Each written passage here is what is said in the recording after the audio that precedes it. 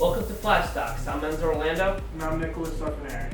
Our job is to provide financial advice tailored to your profile. We, as well as you, are in the business of making money.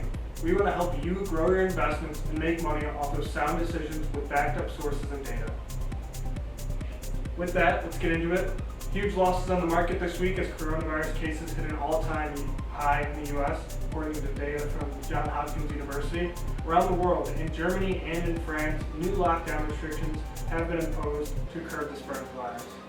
U.S. stimulus talks have fizzled out, and Senate Majority Leader Mitch McConnell adjourned the Senate until November 9th, making a stimulus check unlikely before the election. So there are a number of reasons investors are concerned about this upcoming month, and looks like we're going to be in the worst couple of weeks on the market since March, not just with the coronavirus cases going up, but also with the presidential election coming up. People do not know what is really going to happen with the market. Yeah, and that fiscal stimulus talks have kind of dissolved basically until after the election, so we really don't know how the market's going to turn out going forward. Let's take a look at how the indexes, the NASDAQ, S&P 500, and Dow Jones performed throughout the week. All right, tech stocks pulled the NASDAQ down 608 points this week, about 5%. Shares of Apple fell 6.4% after the giant tech company reported a 20% decline in iPhone sales, according to CNBC. The S&P was also down this week with a 172-point loss, around 5%. E-commerce giant Amazon was the main crypt behind this, as it was down 6% this week, even after a huge blowout third quarter. The Dow Jones this week took the worst of it, as they are down 1,676 points, about 6%, making this the worst month in the Dow since March. Moving on to our stock of the week. Due to the uncertainty of the market these days, I think we can both agree that there was no stock of the week. As I said before, it seems the market has had its worst week since March, and I can't seem to identify any sure winners here. Yeah, I can't identify any winners here, none of any of the ones I own, the ones you own. There was really no clear winner this week just because of how bad the market performs, and maybe on our next show we might not even have a winner because we're expecting this to stay like this for a while. Yeah. So we're going to tell you about stocks to buy, and I have one buy for all of you. Anyone who grew up in Northeast Ohio, you might have heard of them, Lordstown Motor Company. And if you want to invest local, that would be Lordstown Motor Company. And the stock, you must need to keep your eyes on them. Alright? It's good to invest local, but not only that, you can also make a little bit of profit as they entered the market on Monday. So they're a brand new company out on the market. They're starting out at $31.80. But it did dip down to $13 to close out the day. But that is because the market is trending more towards the down. So expect the price to drop more in the next few weeks. So it makes it a good buy, depending on how things turn out. Lordstown Motor Company could be the future of electronic vehicles movement, just like with Tesla, and be one of their big competitors, unlike Nikola, which was a complete fraud of a company. All right, getting into my long-term buy of the week, Amazon. After I've talked about this stock numerous times on the show, but now I feel like it's the time to buy. With the coronavirus and election concerns plunging this stock, it's a buy low, sell high opportunity.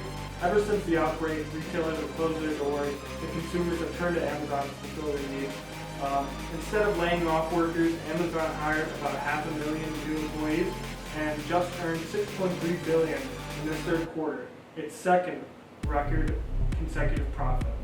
This information comes from Reuters.com, and all in all, I don't see how this stock could underperform in these next few weeks, let alone these upcoming months. Alright, and with that, Nick and I are going to talk about what you should do when it comes to the market looking down like this. Yeah, so Enzo might disagree with me here, but instead of staying out of the market completely and not making money, you can be making proactive steps to make huge gains in these next few weeks. As I said earlier, these next few weeks are a buy low, sell high opportunity. Stocks in all sectors are plunging, including the virus-proof stocks we were talking about earlier, like Amazon, Apple, PayPal, and a lot more. Some investors say these stocks are overvalued. However, I see these low prices as an opportunity to jump in at a low price. I highly advise against travel and other hospitality stocks like cruise lines, hotels, and airlines. Alright, I kind of agree with you there, Nick, but where I disagree with you is where I think you really shouldn't buy up until the election. And you don't know what's really happening with coronavirus, who's going to win the election. A lot of things in play that how the market performs. So I'm saying you should go out and get into the market. A few days after the election is when I think the best time to get into those stocks that have been dipping, but you know they're going to have a big gain coming up. So get into that before the holiday season come up with Black Friday shopping, Black Monday, and all those, which will increase those stocks. Yeah. Getting into where we were right. So unfortunately, due to the concerns of the stock market this week, all the stocks we picked previously did not go up. Most of them went down. The ones that I picked were American Water and Activision. I think you picked Walmart. Yeah, I picked Walmart. Yeah, so like I said, no stock I picked was up. American Water Company, which was my long-term buy, was down about $3 or 2%. I do still think this stock has long-term potential, as over the past year we have seen gains of about $30 per share. Same goes with my stock from last week, which was Walmart as a long-term buy, but it went down 9% throughout the week. I do think it will do well as a long-term buy, but I'm expecting it to stay down up until we get into the holiday season. Competitors like Amazon will still have the edge when it comes to online shopping market, but Walmart will be the leader when it comes to in-store purchases till the end of the year. Yeah, and the next stock I picked, which was wrong, was Activision Blizzard. I guess investors did not see the upside in the Black Ops Cold War release, as shares fell about $5 or 6%.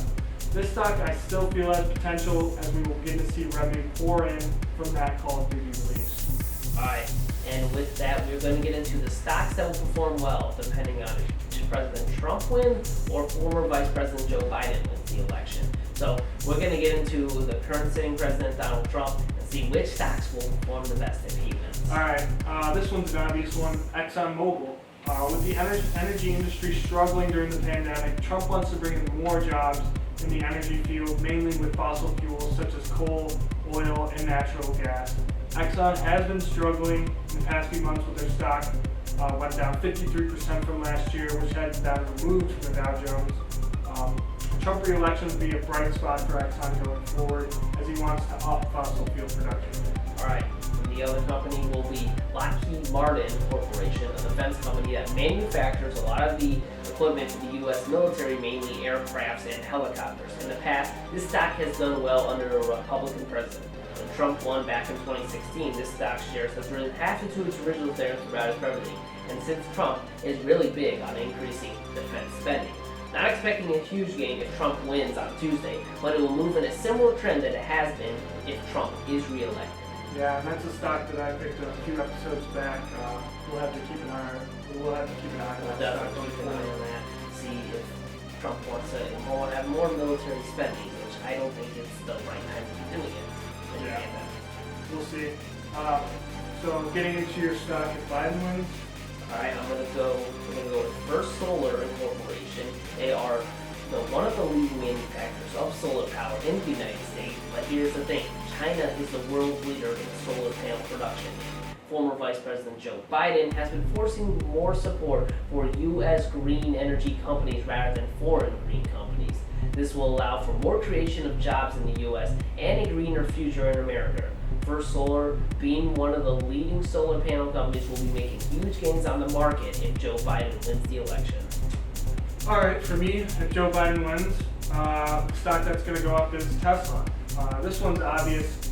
According to Kiplinger website, one of Biden's main objectives is to be the leader in electric vehicle production and acceptance. And while there is a lot of competition coming up, Tesla is already so much ahead of the game and ahead of the curve. If Biden wins, look to see this stock go up. Alright, and going into the industries that will perform well if one of these two candidates win. If Trump wins, look to see industries like in oil or gas go up. I'm talking about Exxon, who we just mentioned earlier, Chevron, and Shell. Trump is looking to expand our oil and gas sector, unlike Biden, who wants to reduce our carbon emissions. On the other hand, if Biden wins, look to see increases in renewable energy like solar panels, wind, hydroelectric power, like companies like NextEra, Brookfield, and Enphase.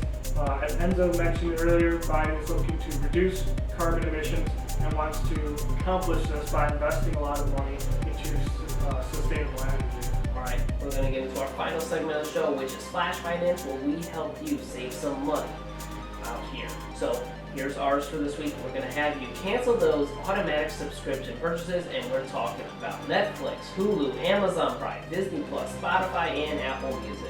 Each of these subscriptions combined is about $66. Cutting out some of these subscriptions that you don't use can save you a lot of money in the long run. I'm not saying cancel all of them, just the ones you don't use, just so you can accumulate more money and put more money back in the stock market. Yeah, put money in the market, put money in your savings, because, having some of these accounts and you're like, I don't even use it anymore. What's the point? You're just literally giving these big corporations money for no reason. And this will conclude this week's episode of Flashstocks. Keep up with the stock market. Make sure to follow us on Twitter @StocksFlash. And also be sure to subscribe to our YouTube channel to see all of our episodes. Till next week, I'm Nicholas Suffernieri. And I'm Enzo Orlando. Stay trading, everyone.